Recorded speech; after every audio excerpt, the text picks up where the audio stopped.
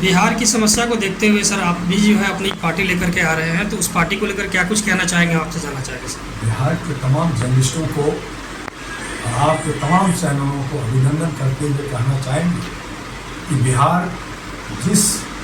मुसीबत की दौर से गुजर रहा है, भ्रष्टाचार यहाँ पे चरम सीमा पे है, गुंडागर्दी चरम सीमा पे है, जात पात चरम सीमा पे है, और भी बहुत सारी समस्याएं हैं जिसकी वजह से हमारे नौजवानों को, हमारी महिलाओं को सुरक्षा नहीं मिल रहा। आए दिन हर जिले में, चाहे वो मुजफ्फरपुर हो, चाहे वो भागलपुर हो, वो रेप हो रहा है। सरकार कुछ नहीं कर रही है, और अगर आवाज़ उठता है तो कहते हैं कि मुझसे ज़्यादा उत्तर प्रदेश में हो रहा है, मुझसे ज़्यादा जो है कलकत्ता में हो रहा है, मुझसे ज़्यादा मणिपुर में हो रहा है। तो इससे सरकार जो है बचना चाहती है, मुँह छुपाना चाहती है। और इन तमाम चीज़ों को देखकर मैंने महसूस किया कि ये भारत के अंदर, ये गौतम बुद्ध की धरती जो पूरे विश्व में जाना जाता है, ये बिहार जो राजा अशोक की कर्मस्थली रही, पाटलिपुत्र रहा, यहाँ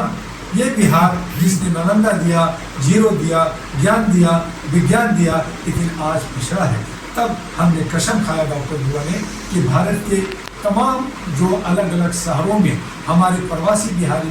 बस रहे हैं, कुछ पैसे कमा रहे हैं, और जो भारत से बाहर एनआरआई हैं, जो प्रवासी हैं, वो भी बिहार को बेहतर देखना चाहते हैं। उनके भी दिल में एक कसक है। और इन तमाम चीज़ों को लेकर करके जो मैंने 37 साल से एक संगठन मानवाधिकार पे, मानवीय मूल्यों के लिए हम लोगों ने काम किया, हक अधिकार देने की बात किया, लोगों को वकील और अलग अलग तरीके से उनको जो है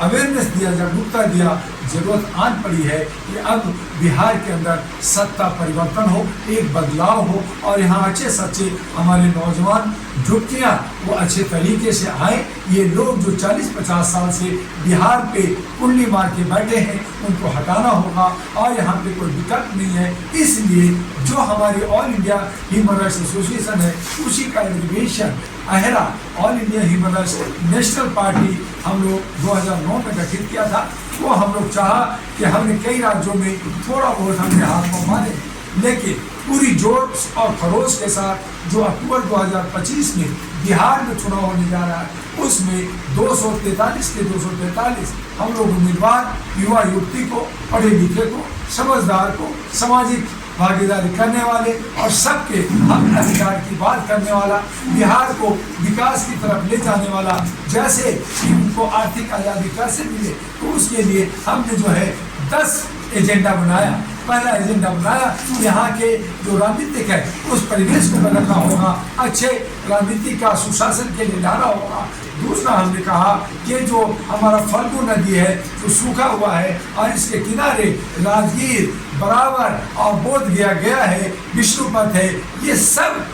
पूरे दुनिया से लोग आते हैं यहाँ पे मरने जीने का सारा पूजा पाठ कराते हैं। देश विदेश से लोग आते हैं, उनको जो है विकास किया जाए, तो जो है बिहार का नाम रोशन होगा, उनको सुरक्षा मिलेगी। तो उसके बाद हमने सोचा कि जब हम ये कर रहे हैं तो फिर क्यों नहीं जो गंगा नदी है उसमें भी जो ये मेरीन ड्राइव बना है, उसके साथ साथ उसके दोनों किनारे सौंदर्यीकरण हो, और उसमें जल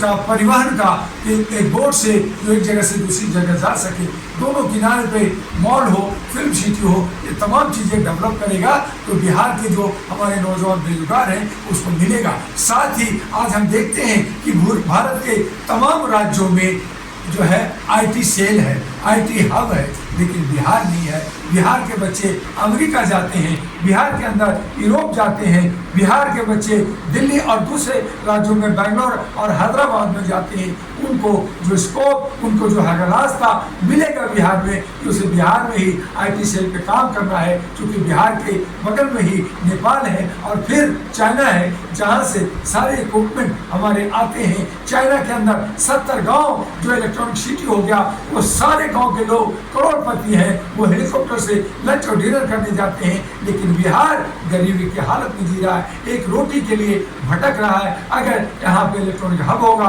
तो हमारे तमाम युवाओं को रोजगार मिलेगा। उसके बाद महिलाओं की सुरक्षा, स्वास्थ्य और शिक्षा समान हो, VIP कल्चर खत्म हो, सरकारी जो धन का मिसयूज होता है उसका जो खर्च होता है उसका 75% उसके खर्चों पे कम किया जाए और जो बिहार को लूटा है उसको हम लोग लूट करके उनके अंदर जो जितने भी ब्लैक मनी है वो निकाल करके बिहार के विकास में लगाया जाए तो हमारा मैं समझता हूँ बिहार आगे जाएगा। और इसी तरह से महिलाओं के, युवाओं के और हमारे लघु उद्योग है, किसानों का, रेहड़ी पटरी का, गरीबों का, इन तमाम मुद्दों को लेकर करके जो 1 से 10 हमारी मुद्दा है जो आगे चल करके हमारे बिहार के जो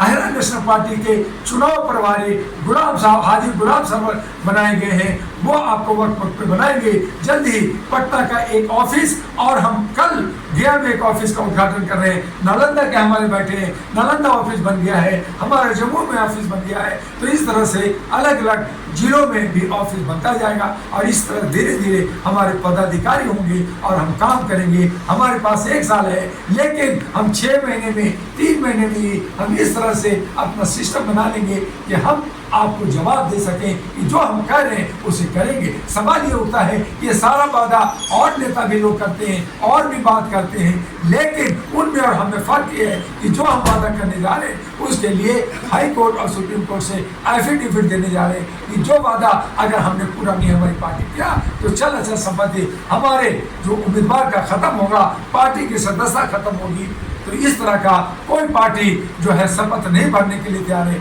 बहुत सारे लोगों ने कहा ये बीजेपी कांग्रेस करेगी तो वो अगर एफिडेविट भरेगी और वो जो कहती है वो पूरा करेगी तो हम उनके साथ खड़ा हो सकते हैं। लेकिन ये जुमलाबाजी करते हैं। हम लोग जो है जितने भी वोटर पे है उनको 1000 का पेंशन देंगे तो ये